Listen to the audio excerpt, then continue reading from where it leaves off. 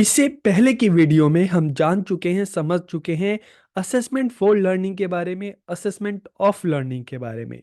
जब हमने assessment for learning की बात की, तो असेसमेंट फॉर लर्निंग मतलब क्लासरूम में टीचिंग लर्निंग के टाइम बच्चा कितना सीख रहा है, कितना समझ रहा है, उसका पता लगाने के लिए टीचर बच्चे से जो क्वेश्चन पूछते हैं, उसको हम क्या कहते हैं, असेसमेंट फॉर लर्निंग। इसमें टीचर बच्चों से क्वेश्चन भी पूछ सकता है, और इसके अलावा क्लास टेस्ट जो होते हैं उसके थ्रू भी टीचर पता लगा सकता है कि ओवरऑल जो टॉपिक टीचर ने बच्चों को पढ़ाया उसमें बच्चे ने कितना जाना, कितना समझा, कितना सीखा। फिर हमने बात की assessment of learning. Assessment of learning में हमने जाना कि एक ओवरऑल एक टाइम पीरियड में बच्चे ने कितना सीखा, कितना जाना, सब्जेक्ट के बारे में उसको कितना पता चला। इसके लिए जो एनुअल एग्जाम होते हैं, तो असेसमेंट ऑफ लर्निंग में हमने एनुअल एग्जाम या एंड टर्म एग्जाम की बात की, जिससे ये पता चलता है कि बच्चे की ओवरऑल किसी सब्जेक्ट में क्या परफॉर्मेंस रही है। लेकिन इस वीडियो में अब हम बात कर रहे हैं असेसमेंट एज लर्निंग की, अधिगम के रूप में आकलन। तो असेसमेंट फॉर लर्निंग और असेसमेंट ऑफ लर्निंग, उनसे किस तरह से असेसमेंट एज लर्निंग अलग है, तो इस वीडियो में हम यही जानेंगे, यही समझेंगे कि किस तरह से assessment as learning, assessment for learning और असेसमेंट ऑफ लर्निंग से थोड़ा अलग है। तो वीडियो को आखिरी तक देखिए, और वीडियो कैसा लगा कमेंट करके जरूर बताइए। तो वीडियो को हम शुरू करते हैं। और जब हम असेसमेंट एज लर्निंग की बात करें, अधिगम के रूप में आकलन की बात करें, it help student to become more self directed learners, की यह विद्यार्थियों को अधिक स्वनिर्देशित शिक्षार्थी बनने में मदद करता है। तो मतलब क्या है कि असेसमेंट एज लर्निंग एक तरह से हम देखें कि एक चाइल्ड सेंट्रिक अप्रोच यहाँ पर आ जाती है, विद्यार्थी केंद्रित अप्रोच यहाँ पर हम बात कर रहे हैं।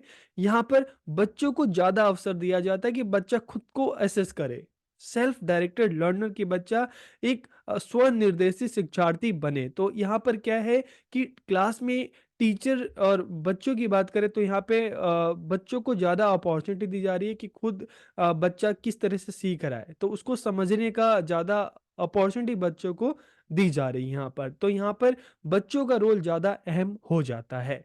It focuses on engaging student in the assessment process, की यह विद्यार्थियों को आकलन प्रक्रिया में संलग्न करने पर केंद्रित है। यहाँ पे बच्चा अपने खुद का आकलन कर रहा है क्लास में, जो भी टीचिंग लर्निंग चल रही है, बच्चा सीख रहा है, तो बच्चा खुद को असेस कर रहा है कि उसको कितना आया, उसने कितना समझा, उसने कितना सीखा। इसके लिए बच्चा टीचर से भी हेल्प ले सकता है, बच्चे आपस में भी ग्रुप बनाकर डिस्कस कर सकते हैं कि किसको कितना आया, कितना किसने समझा।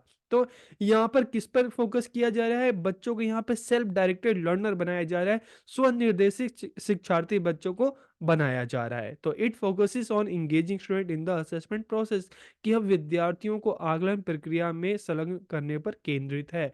It help them to develop their metacognitive skill and become self directed learners. तो देखिए यहाँ पे एक नया वर्ड आया है, मेटाकॉग्निटिव स्किल। तो जब हम मेटाकॉग्निशन की बात करते हैं तो ये क्या है, तो इसको हम सिंपल सा समझ सकते हैं, थिंकिंग अबाउट थिंकिंग, कि आप जो सोच रहे हो उसके बारे में सोचना। तो अभी क्या हो गया, चलो इसको एक एग्जांपल से हम समझ लेते हैं। आपका बीएड है, ठीक है। बीएड में कोई किसी सब्जेक्ट की आप तैयारी करोगे, मान लो आपने चाइल्ड डेवलपमेंट लिया, या आपने सेम यही सब्जेक्ट लिया कि असेसमेंट ऑफ लर्निंग। तो अब आपको एग्जाम के लिए इस सब्जेक्ट को तैयार करना है, तो सबसे पहले आपने सब्जेक्ट के बारे में सोचा कि अच्छा ये सब्जेक्ट है, इसकी 4 यूनिट है, मैं कैसे तैयार करूंगी, पहले फर्स्ट करती हूँ, सेकंड करती हूँ, थर्ड करती हूँ, फोर्थ करती हूँ, इतना सोचा। अब इस सोच में भी आपने सोचा कि चलो फर्स्ट करना है, तो फर्स्ट में भी मुझे कैसे करना है, नोट्स बनाऊंगी, मैं पढ़ूंगी, मैं ग्रुप में डिस्कस करूंगी। ठीक है, चलो फिर से सोचा, फिर उसके बारे में और सोचना, चलो ग्रुप में डिस्कस करूंगी तो कौन सा ग्रुप होगा, किसके साथ ग्रुप बनाऊंगी। तो जब मेटा कॉग्निटिव की बात आती है ना, तो जो आप सोच रहे हो उसके बारे में सोचना, बार बार सोचना, जब तक कि आप अपने टारगेट को अचीव ना कर लो। ठीक है, तो यहां पर आपको मेटा कॉग्निटिव स्किल, इसका मतलब समझ में आ गया होगा, थिंकिंग अबाउट थिंकिंग, सोचना और उसके बारे में और सोचना, जब तक कि आप एक फाइनल प्लान डिसाइड ना कर लो, आप अपने टारगेट को अचीव ना कर लो। तो it help them to develop their meta cognitive skill and became self directed learner, कि बच्चों की मेटा कॉग्निटिव थिंकिंग स्किल जो है डेवलप करना, और साथ ही साथ बच्चों को सेल्फ डायरेक्टेड लर्नर बनाना, कि बच्चा खुद मतलब खुद से, खुद के प्रयासों से सीखे, और खुद को एसेस करे कि वो कितना सीख रहा है, उसको सीखने में क्या क्या प्रॉब्लम आ रही है, और उन प्रॉब्लम्स को कैसे वो दूर कर सकता है। by involving student in the assessment process and focusing on developing their metacognitive skill.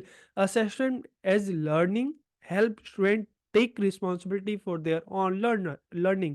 तो यहाँ पर क्या है कि student take responsibility for their own learning की यहाँ पे बच्चों की जो लर्निंग है, अब टीचर की जिम्मेदारी नहीं है। जब हम असेसमेंट एज लर्निंग की बात करें तो यहाँ पर बच्चा अपने लर्निंग की जिम्मेदारी खुद ले रहा है, deepen their understanding of subject matter and become more effective learner। कि बच्चा अपनी जो लर्निंग है उसकी रिस्पॉन्सिबिलिटी खुद ले रहा है, चीज़ों को जो सब्जेक्ट है जो कंटेंट है उसको और अच्छे से गहराई में उसको जान रहा है, उसको समझ रहा है, और उससे क्या होगा, एक इफेक्टिव लर्नर होने में बच्चे को हेल्प मिलेगी। तो आकलन प्रक्रिया में विद्यार्थियों को शामिल करने और उनके मेटाकोग्निटिव कौशल विकसित करने पर ध्यान केंद्रित करके अधिगम के रूप में मूल्यांकन विद्यार्थियों को अपने स्वयं की सीखने की जिम्मेदारी लेने, विषय वस्तु की समझ को गहरा करने और अधिक प्रभावी शिक्षार्थी बनाने में मदद करता है। तो यहाँ पर हमें ये चीज़ें समझ में आ रही है कि जो असेसमेंट एज लर्निंग की बात करते हैं तो ये ज़्यादा चाइल्ड सेंट्रिक एक अप्रोच है,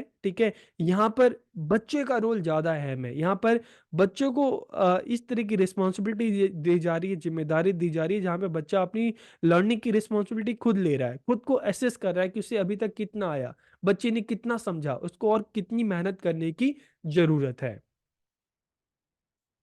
अब अगर इसके कैरेक्टरिस्टिक्स की हम बात करते हैं, it is a student central या चाइल्ड सेंटर्ड अप्रोच कह सकते हैं इसको।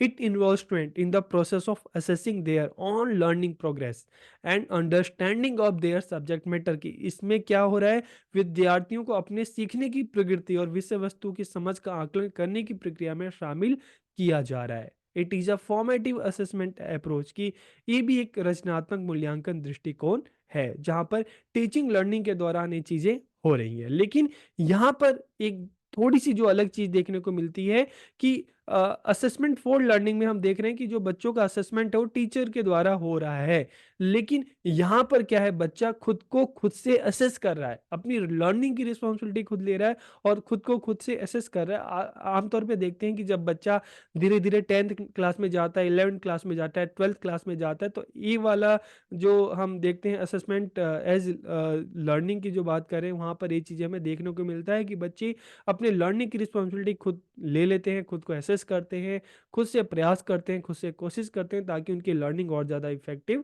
हो सके। It provides ongoing feedback to student to help them improve their understanding of the subject matter. कि अब विद्यार्थियों को विषय वस्तु की उनकी समझ को बेहतर बनाने में मदद करने के लिए निरंतर फीडबैक प्रदान करता है। एक 11th क्लास के बच्चे, 12th क्लास के बच्चे, 10th क्लास के बच्चे अक्सर देखते हैं, पढ़ते हैं, सीखते हैं, अपने खुद नोट्स बनाते हैं और जो भी प्रॉब्लम होती है फिर टीचर से बात करते हैं कि मैं अपनी प्रॉब्लम को अब कैसे दूर कर सकता हूँ, ठीक है, मुझे और किस तरह से मैं अपनी लर्निंग को और बेहतर बना सकता हूँ। तो it involve self assessment bye student की इसमें विद्यार्थी द्वारा स्व आकलन शामिल है। It emphasises the importance of feedback. यहाँ पे फीडबैक, यहाँ पर भी हम देखते हैं फीडबैक को ज्यादा महत्व दिया जा रहा है। ये फीडबैक बच्चों को किससे मिल रहा है, उनके टीचर से मिल रहा है, उनके पेरेंट्स से मिल रहा है, उनके फ्रेंड्स से मिल रहा है, उनके क्लासमेट से मिल रहा है। Feedback can be provided by teacher, peers और इवन द स्टूडेंट देमसेल्फ। की यहाँ पर फीडबैक शिक्षकों के द्वारा, बच्चों के साथियों के द्वारा, उनके क्लासमेट के द्वारा, और यहाँ तक कि बच्चे भी अपने आप को खुद फीडबैक दे रहा है कि उसका लेवल अभी कितना है, उसको कितना और मेहनत करने की जरूरत है। It focuses on developing students metacognitive skill. तो मेटाकोग्निटिव स्किल आपको समझ में आ गया होगा कि थिंकिंग स्किल और बेहतर बनाने पर जोर दिया जा रहा है। तो metacognition refers to the ability to think about own own thinking. की मेटाकोग्निशन तात्पर्य क्या है कि अपनी सोच के बारे में और सोचने की क्षमता। It involves planning, monitoring and evaluating on learning. किसमें स्वयं के सीखने पर क्या करना, योजना बनाना और डेली आप उसको एसेस करना कि हाँ, आपकी जो लर्निंग है कितनी बेहतर हो रही है, वहां पे और क्या इंप्रूवमेंट की जरूरत है, और उसका हमेशा डेली मूल्यांकन करना, उसको एसेस करना। It help student to become more self directed learner, कि विद्यार्थियों को अधिक स्वनिर्देशित शिक्षार्थी बनाने में मदद करता है। It promotes calibration among student, कि विद्यार्थियों के बीच सहयोग को बढ़ावा देता है, जहां पर बच्चे एक दूसरे के साथ मिलकर ग्रुप बनाकर चीज़ों को सीखते हैं, जानते हैं, एक दूसरे को फीडबैक देते हैं, खुद को असेस करते हैं, एक दूसरे को असेस करते हैं। Student work together to evaluate each others learning progress, providing feedback and support each others learning, की विद्यार्थी एक दूसरे की सीखने की प्रगति का मूल्यांकन करने, प्रतिक्रिया देने और एक दूसरे की सीखने में सहायता करने के लिए मिलकर काम करते हैं। तो इस तरह से हमने बात की असेसमेंट एज लर्निंग। ठीक है। तो इसमें क्या है कि बाकियों से assessment for learning, assessment of learning की बात करें तो ये ज़्यादा चाइल्ड सेंट्रिक हो जाता है। यहाँ पर जो लर्निंग की रिस्पॉन्सिबिलिटी है वो बच्चा खुद से लेता है और खुद को एसेस करता है कि अभी तक उसका लर्निंग का लेवल कितना है। तो इस तरह से हमने जाना कि असेसमेंट एज लर्निंग क्या है और ये किस तरह से assessment for and assessment of learning से अलग है। तो वीडियो आपको कैसा लगा कमेंट करके जरूर बताइए। आप सबका बहुत बहुत धन्यवाद।